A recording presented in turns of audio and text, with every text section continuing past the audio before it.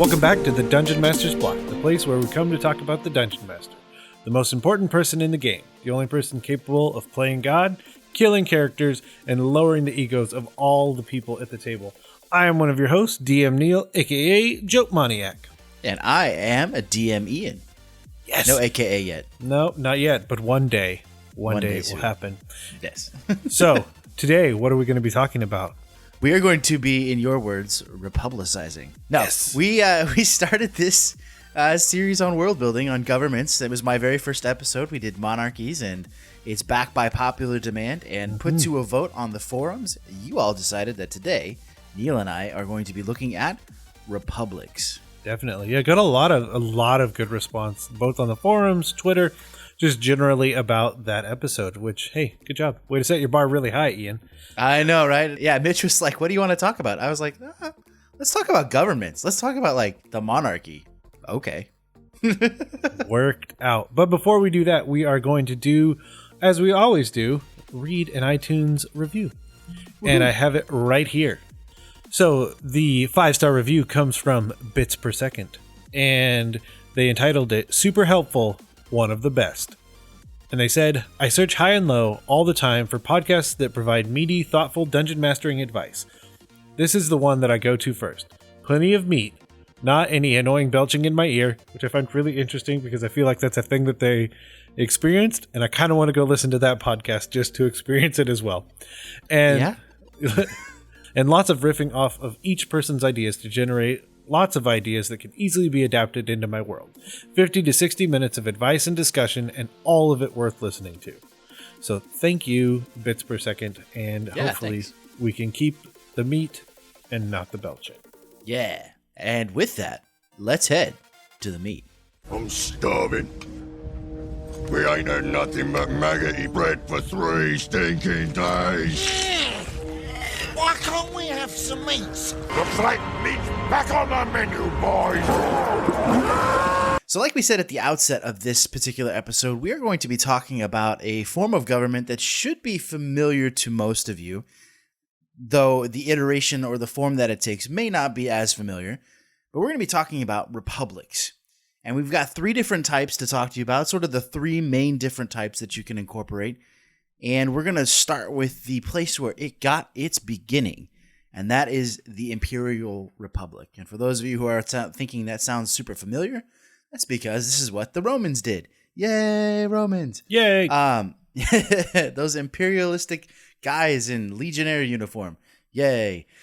So the Imperial Republic is sort of, it can get complicated, and once again, we've tried to distill a lot of information down into a couple of succinct points so you guys can sort of get the gist.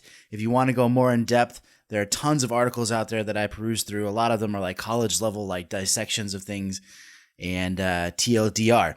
But essentially, one of the main facets of an imperial republic is that there is the head of state and the head of government that is invested in an emperor, okay? And the emperor can either be a hereditary title or a non-hereditary title. And what I mean by that is it can be passed from father to son, or it can be an elected sort of official.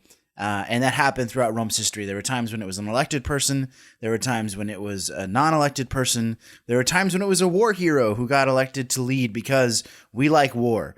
And in fact, we're going to get to this later, but that was one of the points of having this sort of government. But the point is that the emperor oversees sort of the macro machinations of his nation. But the problem with that is that he's really far out of touch with the people that he serves. So that's one sort of facet, one feature of the Imperial Republic, is the head of state and the head of government being invested in this titular emperor. And this could work definitely for any world that you create or any region that you create, but essentially you would divide that up into smaller pieces, and each of those smaller pieces, be they equivalent to, in the United States and our states, and or different whole regions, each area picks a senator to go represent them. And essentially they are elected by the people in that area, and in most cases they need to be citizens of the empire. Mm-hmm. Yeah, and that citizenship can take a lot of different forms. You can either in Rome specifically, in this imperial republic, the citizenry had to be earned or bought, or you were born into it. Like if your parents were citizens, or if one of your parents was a citizen, you got citizenship. However, if you were born outside of the citizenry, you either had to buy or earn your way into being a citizen. So not everyone in an imperial republic can vote. And so there's this schism between the voting class and the non-voting class in an imperial republic. And that's one of the things that sort of creates a lot of tension in this, is that the voting class might have more privilege. In fact, they do in an imperial republic. There are a lot more rights accorded to a citizen, especially if you're going with a Roman-style imperial republic, than there are to a non-citizen. And so, you've got this class warfare now going on that you can incorporate, which ultimately was one of the things that brought about the downfall of Rome. But you have that sort of distinction between the voting class and the non-voting class, which can get sort of hairy. The election process is something that's going to be similar in all three of these, by the way. It's not just the Imperial Republic, but you're going to find some sort of election cycle or election theme within each one of these, which is what is endemic of a republic. The elected senators, who are elected by a constituency, which is by like a group of people who want them to do their thing, they essentially send their senators there to improve their lives, to pass legislation that will improve their lives, help them live their lives the way that they want to live them, etc., etc., etc. The senators are then responsible for drafting, voting on legislation, and then they send it off to the emperor, who renders a final decision. Does that sound familiar to anybody? No. Nope, not at all. Right? Okay. So, yeah. While the legislation usually begins with debate in the Senate, the emperor can also suggest legislation which the senates can then undertake. So again, very, very, very similar to our own form of government here in the United States. Mm-hmm. With the removal of one branch. Yeah, well, they did have their judicial branch, but yeah, it's not set up at all like ours, for sure. So another thing about the Imperial Republic is that there's a varying degree to which either branch has power. I mean, you can go anywhere from the emperor just being the guy on a coin, and that's kind of it. It's just the figurehead. I guess that makes more sense when I do the coin reference, because it literally is just as whatever. And the other option, of course, is that they're the authority. The Senate can bring whatever they want to the emperor, but the emperor's going to do whatever they feel like, regardless of what the Senate presents, and anything in between. And the other side is that the Senate could have all the power, and they're essentially the ones that are either installing the new emperor or getting rid of him based on how they feel the emperor is doing in their role. Yeah, which is an insane amount of power to give a legislative body. Yeah, we don't think you're doing such a good job as an emperor. Yeah, you're done. Yeah, it's one thing where it's like, oh, it's the board of trustees at a business. It's another when it is the group that is running a nation, and they just kind of arbitrarily decide, you're just not cutting it. Yep. So a common thread in this type of republic is that it's the government's responsibility to wage war and to make laws. As we all know, the Romans were a gigantic war machine, and to date have been the largest nation, the largest kingdom, the largest empire in the world for two reasons. They liked to wage war, and then after they waged war, they made a bunch of laws to keep the people in line. So that's sort of what the Imperial Republic is all about, waging war and making laws. And I don't know where this is. It is a historical reference. I do not know the exact place by which it comes from, but essentially, oh, that's not true. I do remember. Costa Rica, they had an army, and then someone essentially used an army to enact a coup, and then disbanded the army. Problem solved. And so that's just a large example of essentially what could happen, where it's essentially you take over a nation and you change the laws so that they can't come fight you back. Yeah, that seems sort of like it's cheating. Well, I've learned if you're not cheating, you're not trying. That is true. I like that. If you're not cheating, you're not trying. That's how I play all my video games. Right?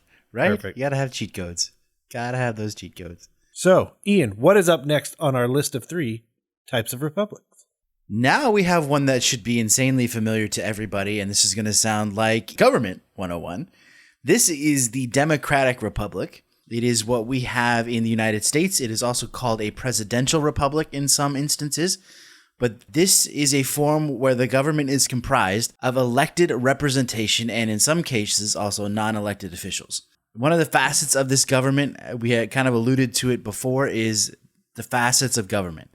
So in a democratic republic like those based on the United States, which was the first of its kind in some respects, there is the executive branch, the legislative branch, and the judicial branch. And all of these branches do a different thing. The executive serves to enforce the law, the legislature serves to write the laws, and the judiciary serves to adjudicate, which simply means to apply/interpret the law. And each of those is a different function that is meant to serve the people in one capacity or another. And then one of the things that really sets it apart as that democratic or presidential republic is the election process for the officials that fill up these three branches. It's X number of years, and every time the way it's done is very open, and essentially everyone should go out and cast their vote for all of those people to represent them. Yes. The elections can be held at a very, they don't have to be every 4 years like they are in the US. They could be every 2, they could be every 1, they could be every 8.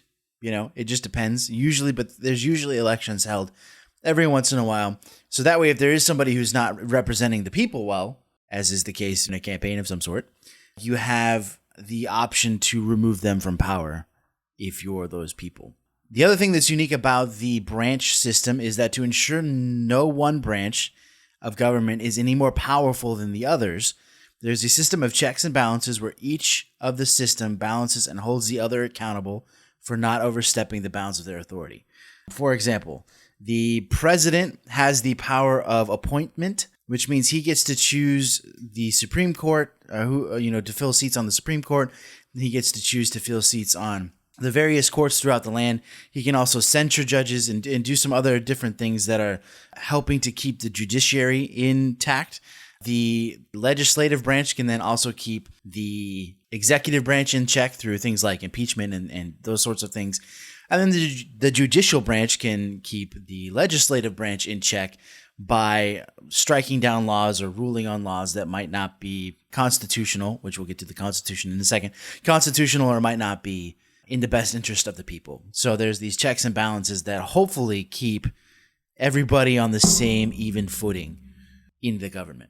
And that will take us straight to the Constitution as an example. But rather than the Democratic Republic being founded on some sort of divine right to rule, like a monarchy, or potentially in the imperial republics, like we mentioned, you're like, hey, I'm the dad, and now you're the son. Now you're in charge. Okay, moving on. The strength of the Democratic Republic is that it has a core document on which everything is founded and how the Republic should be ran. And it's usually called the Constitution. Of course, in the magical worlds that we will have, you could call it anything that you want. Yeah. And essentially that document is what everything should reference back to as to how things go forward. Of course, you can immediately get into the concept of amendments and things like that to adjust the document over time. But essentially, you look back to that and say, is it constitutional? And then move forward. Yeah, because the Constitution is supposed to serve as the supreme law of the land. So if a law that is made that doesn't keep with the Constitution, then it's usually struck down, or there's some sort of struggle that happens, which again could be something that is a good story hook in that case. And then rather than being focused like the Imperial Republic on waging war and making laws, the Democratic Republic is focused on serving the people within its domains. One of the key things there is protection, and then the insurance of being able to live especially in the United States, to live free. So that's sort of the Democratic Republic in a nutshell. Definitely. I have very interesting ideas about how to do that with different races. But we're going to hold off on that, and we're going to do our third type of republic. Ian, what have we got? So this is one that I'm not entirely familiar with because, Neal, we don't experience this here in the United States like we do the Democratic Republic.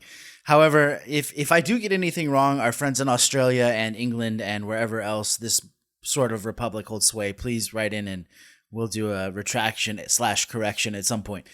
But the parliamentary system or the parliamentary republic is what we're going to be talking about next. It is very similar to its cousin, the democratic or presidential republic, but it's also very different in a lot of ways. And one of the main differences is that unlike the 3-branch model that we have, there is one branch. It is the parliament. It is the supreme force of law and governance in the land, and it's sort of a combination of all 3 of the different democratic branches rolled into one. So for the parliament, usually that system, there are many parties vying for votes so that their party will hold power. For the United States, there's 2. There's more than 2, but let's all be honest, there's 2. There's 2 main ones, yeah. Yeah, and there's a ton of different ones. And they're trying to ensure that their voice of their constituency will be heard the loudest. And like I said, there's a lot more than a couple. There are quite a few. So the executive branch of the parliamentary system is called the prime minister. The prime minister isn't necessarily elected by the populace per se, but it is chosen by the party that is in power. It is chosen from within those members of parliament, or the MPs is what they're called. So while the party might be elected, they're not necessarily voting for this person to be prime minister. They're voting for this party to be in power, and then that party that gets in power then chooses from amongst themselves who the prime minister will be. So it's a little different than an election in the United States in that we vote for specific people, but rather they're voting for specific people who then will choose their prime minister.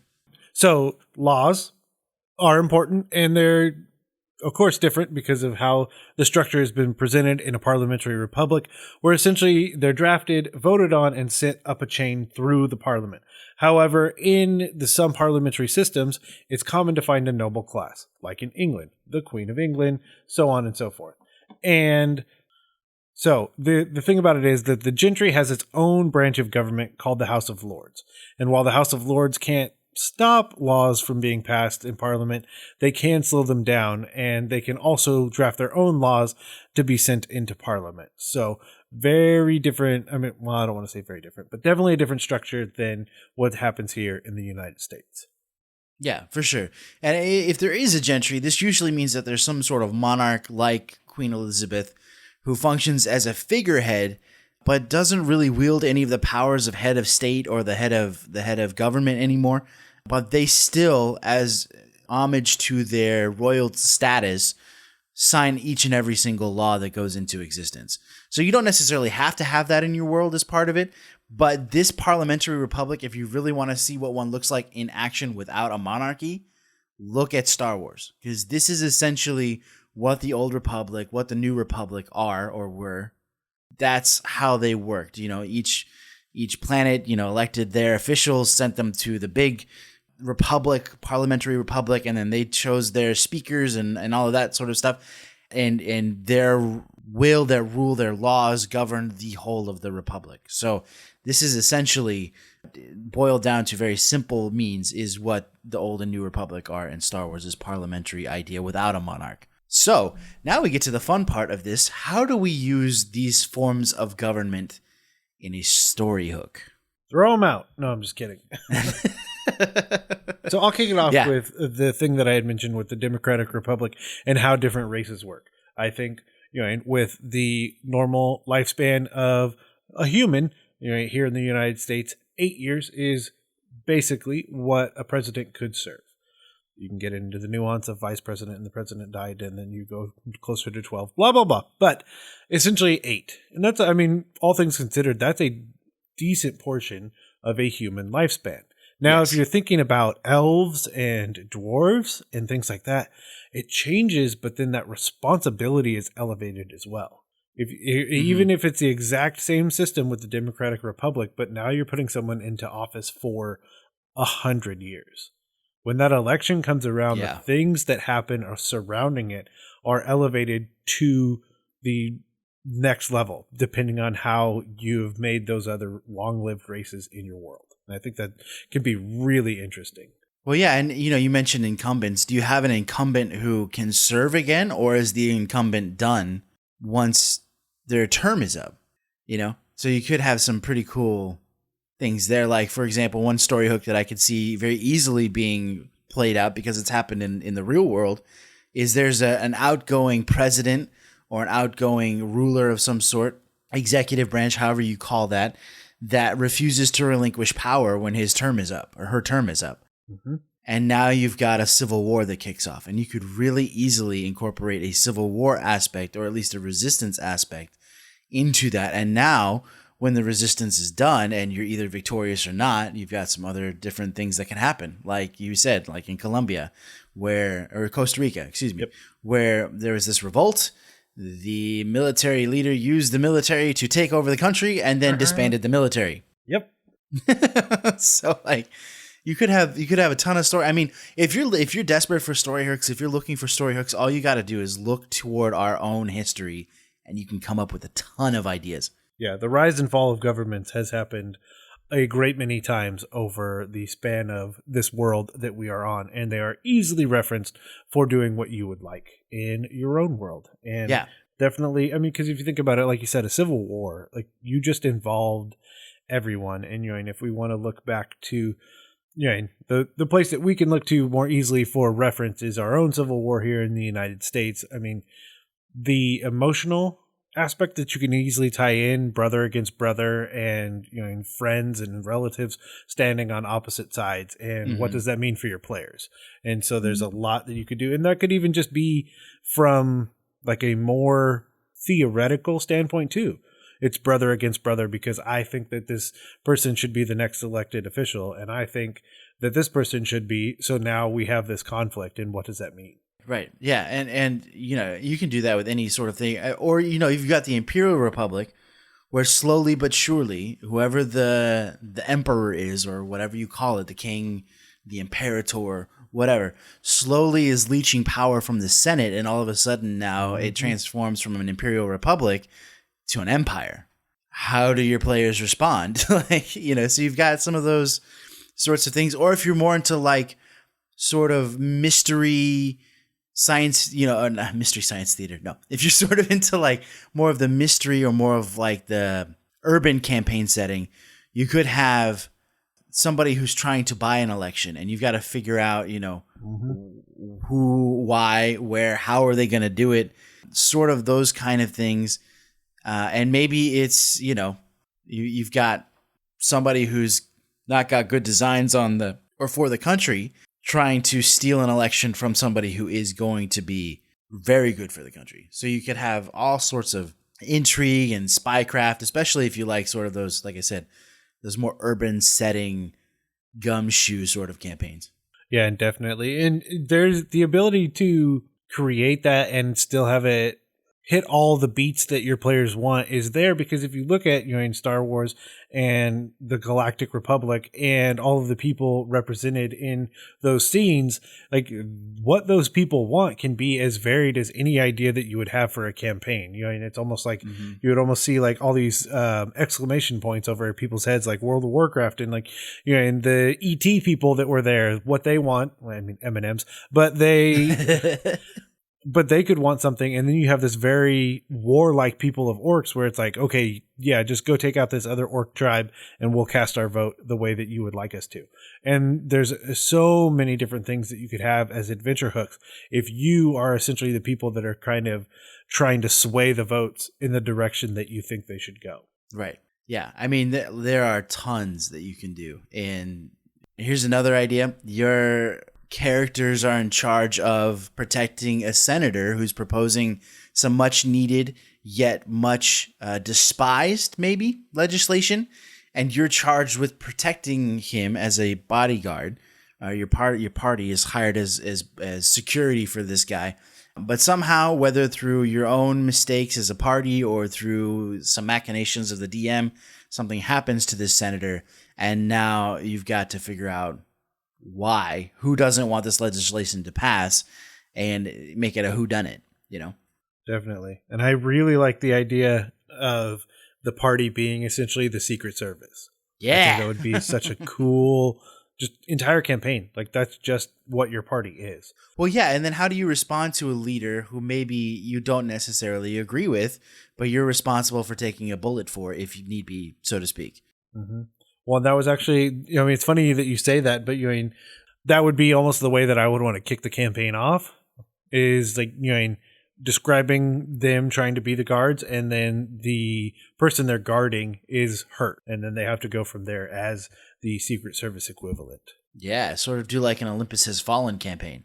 I dig it. Another interesting thing would be the player, and I think we've kind of hinted around it, where essentially the players are the tools by which the Republic shifts in some way. The biggest one would be if one branch suddenly has too much power, they're the ones that help enact the shift back to a balance, or essentially back to the other branch having that power. I think would be a ton of fun. Yeah, back and forth. And yeah, I mean, there's so much in political intrigue campaigns. It can take a lot of different forms. You can do whatever you want. Yeah. Quite seriously. I mean, just take a look at some of the movies, you get tons of ideas from that. I mean, they're always spitting out some sort of political intrigue, sort of drama. Maybe for one last one for me, you get a candidate who is very clearly, to most people, or maybe to the more savvy people, I should say, being influenced by somebody else, by an external force, sort of like a Manchurian Candidate. If you've ever seen that movie, where they're being mind controlled by somebody, or they're possessed by a ghost. I mean, you can do that in so many different ways, but they're trying to take over the country through this one individual, and now you've got to figure out who's holding the controls before the country goes to hell in a handbasket. Yeah. So the one I'll leave with, though, is the idea, because if you think about how we're all set up in technology and everything like that, I mean, I'm surprised there's not an app that you use biometrics and vote from. That'd make it easier. But the D&D world that you create for your players, that connection of communication could be much less. And like another story hook could be, this area didn't cast their votes. Why? And that's it. Like, that's the whole hook that you give to your players. Obviously, I mean, depending on how you want to approach it, you could let the players kind of come to the conclusions for you, or you have already built out the exact reason why that would be. But essentially, like, that's the catalyst. This big nation over here that normally votes on everything, we got nothing. We need to find out why that is. Right. Totally could do that. Well, we hope you have enjoyed this week's discussion on the Rebublics. We had a great time talking about this. It's one of my favorite series, honestly, because I love talking about governments and building governments for my world. And maybe next time we'll put to the forum vote whether you would like to hear about some of the homebrew governments that we have come up with for our worlds. I think that would be a fun little thing to put on there just to see. But there are so many real world governments that we can talk about. We might not get to that for a while. Just a little teaser. But Neal, if people would like to tell us how they created their own republics, or if they have questions about republics, or they want to share with us campaign ideas that they have, how can they get in contact with us? They can always email us at dungeonmasterblock@gmail.com.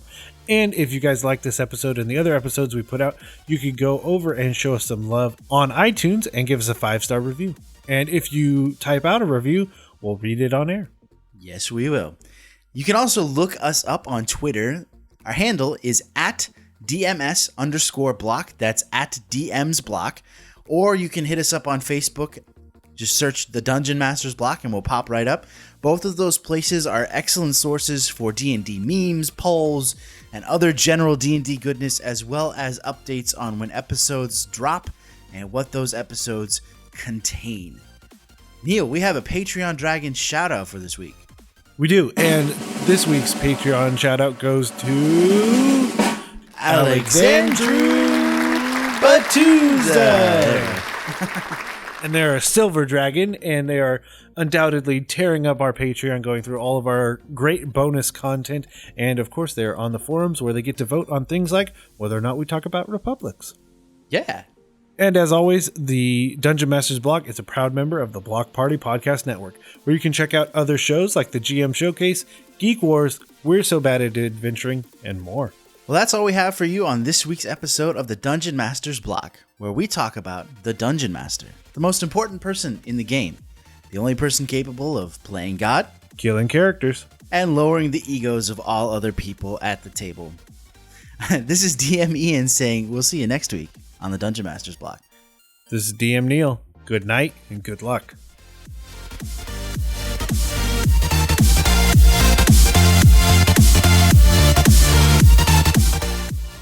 All right, you ready? I'm ready. Yes, let's go. Let's republicize.